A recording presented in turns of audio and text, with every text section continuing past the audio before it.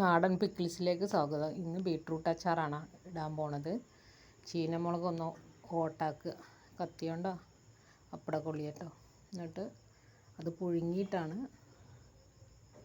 അച്ചാറിടണത്. Juice അടിച്ചിട്ട് എണ്ണ ചൂടായി വരുമ്പോൾ കടുകിട്ട്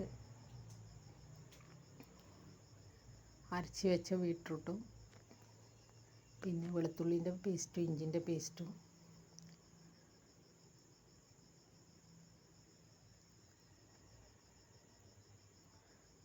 ചൂടായി വരുമ്പോൾ ചീനമുളക്, പച്ചമുളകായാലും മതി, ഒന്ന് ഓട്ടണം. നമ്മൾ കൊണ്ടാട്ട മുളക് കിട്ടുന്ന അരി ഒന്ന് ഓട്ടിയിട്ട് വേണം അതിൽ ചെയ്യാൻ.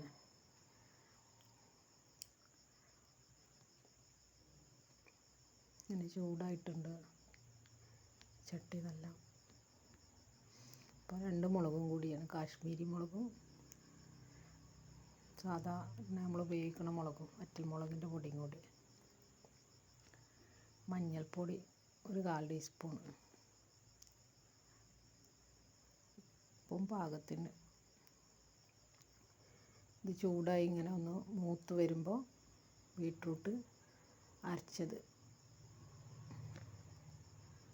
നന്നായിട്ട് നമ്മൾ വേവിച്ച വെള്ളത്തിൽ തന്നെയാണ് അരക്കണത്, പച്ചവെള്ളം ചേർത്തിട്ടില്ല.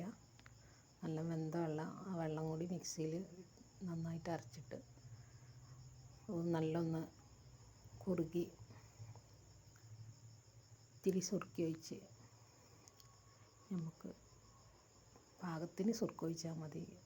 ഇത്തിരി ഒഴിച്ചിട്ടുള്ളൂ, 3 നാളായിട്ട് കൂട്ടാനുള്ളതായതുകൊണ്ട്.